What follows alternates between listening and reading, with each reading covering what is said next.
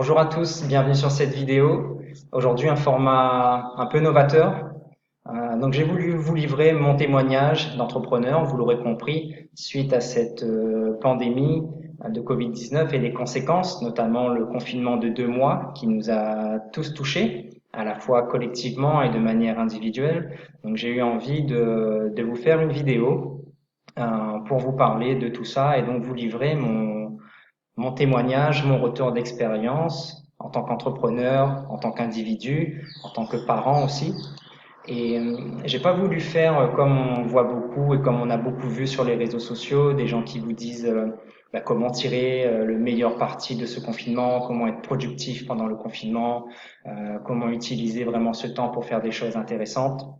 J'ai voulu jouer la transparence, donc jouer la transparence et vous expliquer toutes les choses que j'ai pensé pouvoir faire pendant le confinement et que j'ai pas pu faire. Et à la fin, je vous parlerai aussi des choses que j'avais pas pensé faire, qui me sont apparues comme des évidences ensuite pendant le confinement et donc que j'ai eu à cœur de mettre en place. Donc c'est parti, on va discuter. Je vais vous faire mon retour d'expérience franc et transparent sur comment j'ai vécu ce confinement. Alors tout d'abord, un rappel du contexte. Le rappel, il est simple à faire, hein. Le monde s'est arrêté à cause d'un virus. Point. Il y a pas d'autre manière de résumer ça. Donc c'est une pandémie mondiale qui a touché tous les pays. Chaque individu a été impacté, peut-être à des échelles différentes, mais en tout cas, on a tous vécu la même chose. L'économie s'est arrêtée, les services se sont arrêtés et on a tous dû pendant 2 mois, certains peut-être un peu moins, peut-être un peu plus, mais en tout cas, il y a eu cette période totalement inattendue pendant laquelle l'économie s'est arrêtée, pendant laquelle la vie a été mise sur pause et tout a été au ralenti. Ça a été au ralenti pour nous à l'échelle individuelle, mais ça a aussi été ralenti à l'échelle de nos départements, de nos régions, à l'échelle de nos pays, à l'échelle aussi de tous les continents. Donc tout le monde a été ralenti pendant 2 mois. Forcément, il y a eu des conséquences et il y en aura encore. Personne aujourd'hui est en mesure de dire comment est-ce que tout ça va reprendre, est-ce que ça va reprendre, sous quelle forme. Ça reste très hypothétique. Sommes-nous déjà réellement sortis du déconfinement? On dit qu'on n'est pas à l'abri d'une nouvelle vague. Est-ce que le monde retrouvera son fonctionnement d'avant? Ça, on ne le sait pas. En tout cas, ce qu'on sait, c'est qu'on vient de passer 2 mois qui sont vraiment sortis de nos modes de fonctionnement habituels. Et forcément, ça a été l'occasion de nouveaux apprentissages et de tester de nouvelles choses, peut-être bien, pas bien, qui moi en tout cas m'ont permis de mettre en avant de nouveaux enjeux, de nouveaux besoins aussi par rapport à la suite, par rapport à ce qui se prépare. Alors, au tout début, comme tout le monde, quand on m'a parlé de confinement, quand on nous a dit qu'il va y avoir un certain nombre de jours où on va rester chez soi, où on sera obligé de rester chez soi, moi j'ai vu ça vraiment comme l'opportunité de pouvoir me consacrer pleinement à toutes ces choses que je fais pas par manque de temps. Et du coup, ça se résume par cette phrase. Confinement, c'est tu auras tout le temps dont tu as besoin pour faire toutes ces choses que tu ne fais pas par manque de temps. Autrement dit, productif, productif, productif. Et c'est vrai que ça a été ma position, ma mentalité au début de confinement, donc à la mi-mars. C'est comme ça que j'ai vu les choses. Je me suis dit ça va vraiment être une opportunité à saisir pour avancer dans les dossiers, pour faire pas mal de choses. Et donc ma to-do list en début de confinement, elle ressemblait un peu à ça. Avec plusieurs choses, j'avais plein de projets en tête et je me suis dit c'est le moment vraiment de se lancer. Et ce confinement, je le voyais vraiment comme en sortie de confinement, il faut que j'ai fait ça, ça, ça et posé telle et telle action. En tant qu'entrepreneur, en tout cas, c'est comme ça que j'ai vu la chose, que j'ai planifié les choses, on va dire. Mais autant être honnête tout de suite, ça s'est pas du tout passé comme ça. Vous voyez, donc j'avais fait une certaine liste des choses que je voulais faire. Donc je voulais avancer sur mes dossiers en cours, sur mes formations. Je voulais moi aussi suivre des formations, notamment la formation de The Family sur coup d'État. Je voulais terminer le livre de Olivier Roland Je voulais travailler sur mon prochain séminaire sur la créativité, etc., etc. J'avais noté un certain nombre de choses sur lesquelles je comptais travailler et œuvrer pendant le confinement. Ça c'est ce que j'avais prévu. Maintenant, je vais vous parler de comment ça s'est passé donc en réalité. Justement, comment la réalité m'a rattrapé. Ça se résume en deux ou trois slides. Donc la première, ma réalité pendant le confinement, ça a été une hyper sollicitation constante, donc de la part de mon fils, qui forcément avait pas école, était avec nous. Et donc finalement, j'ai passé beaucoup de mes journées à jouer aux dinosaures, à lire des livres, à aller jouer au ballon, à trottinette. Donc là, je pense que tous les parents qui verront cette vidéo vont se reconnaître. Et finalement, je me suis très vite rendu compte que ça allait être utopique de pouvoir espérer me consacrer pleinement à mes projets, parce qu'au final, mon énergie, ma charge mentale, mon attention était sur autre chose que le travail, le boulot ou les projets professionnels. Donc, premier point de la réalité pendant le confinement, c'est une hyper sollicitation constante par rapport à mon rôle de papa qui me tient vraiment à cœur. Et donc, ça m'a vraiment tenu à cœur que mon fils puisse passer un confinement qui soit le plus agréable possible pour lui, donc lui consacrer beaucoup de mon temps, être créatif aussi dans peut-être des rituels à mettre en place, dans des activités à trouver avec toutes les contraintes qu'il y avait, de pas pouvoir sortir de chez soi, de pas pouvoir faire les choses qu'on fait d'habitude, etc. Deuxième point, comment la réalité m'a rattrapé. En fait, de manière très naturelle, j'ai ressenti le besoin de revenir à des choses vraiment essentielles. Donc, je parlais, voilà, passer beaucoup de temps avec mon fils, passer beaucoup de temps aussi avec mon épouse, euh, appeler encore plus que d'habitude la famille et les amis, qu'ils soient proches géographiquement ou éloignés, pour voir comment ça va, et vraiment un sentiment de tous être dans la même galère et donc de prendre soin en fait des uns des autres et de revenir à des choses essentielles. Donc pour résumer ça, voilà, j'ai mis cette image de pain. Je pense que comme 60 millions de Français pendant ce confinement, je me suis essayé à faire mon propre pain. D'ailleurs, ceux qui me suivent sur Instagram, Franck Waro, ont pu voir un peu l'évolution de mes essais. Et je peux l'annoncer maintenant que le projet d'ouverture de boulangerie, c'était une blague. Mais en tout cas, voilà, je pense que le ralentissement des rythmes, le ralentissement du rythme général a montré qu'en fait c'est un rythme qui est fou et qui est pas naturel. Il y a quelque chose de pas sain en fait par rapport aux vies qu'on mène, par rapport à tout le stress qui est dégagé de la manière dont on vit au quotidien.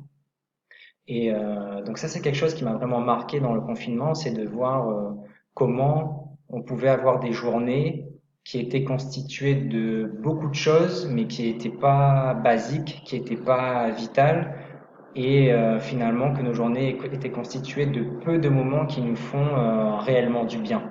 Donc deuxième point du confinement, le besoin de revenir à des choses essentielles. Et je pense qu'il doit y avoir beaucoup de gens qui ont été marqués par ce confinement parce que d'un coup et d'un seul, ils ont été privés de leur boulot, ils ont été privés de leur activité sportive, ils ont été privés de tout ce qu'ils font au quotidien. Et donc, ils se sont retrouvés en fait seuls avec eux-mêmes. Et ça a été un moment d'introspection qui, je pense, a permis à beaucoup de gens de se rendre compte que, en fait, leur vie était faite de choses, de beaucoup de choses, mais qui leur étaient pas forcément positives, qui leur apportaient pas forcément que du bien. Et ça m'a amené à ce troisième point. Et si un autre monde était possible? Finalement, quand on calme ses pensées, voilà, elles s'éclaircissent. C'est le fait, moi, de plus avoir la possibilité de penser au boulot, à tout cet univers professionnel que j'essaye de construire au quotidien. Finalement, ça m'a permis de prendre beaucoup de recul par rapport à ça et de me poser des questions que je m'étais jamais posées, en fait.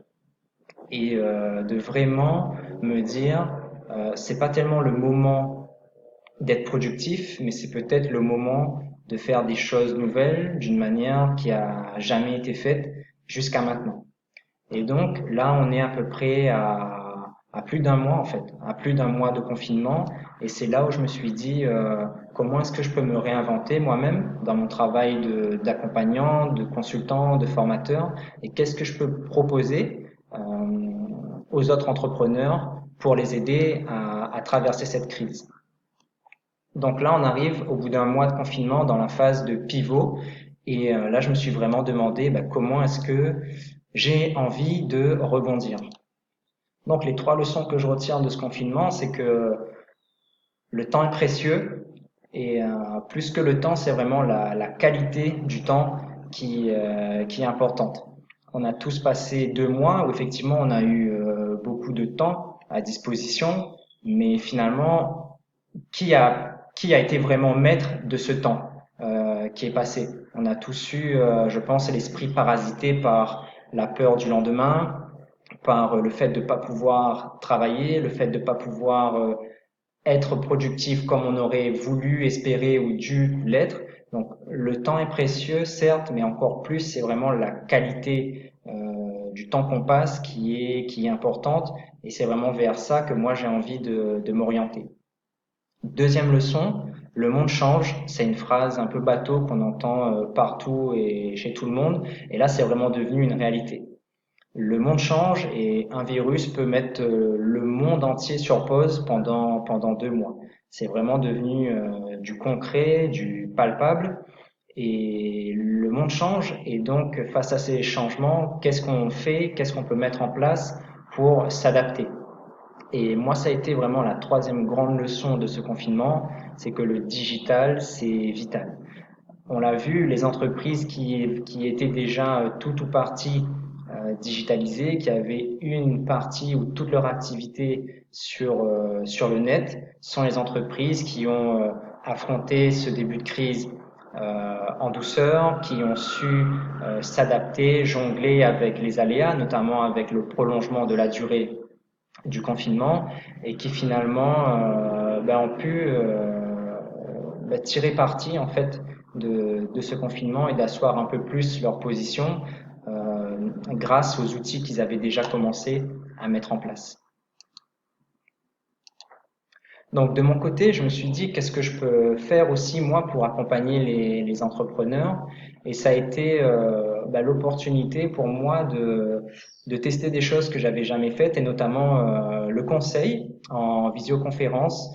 Ce confinement a vraiment brisé des plafonds de verre, des schémas mentaux qui étaient un peu figés dans mon esprit. Et notamment, une de mes croyances était que pour être efficace, un conseil doit vraiment être en face à face.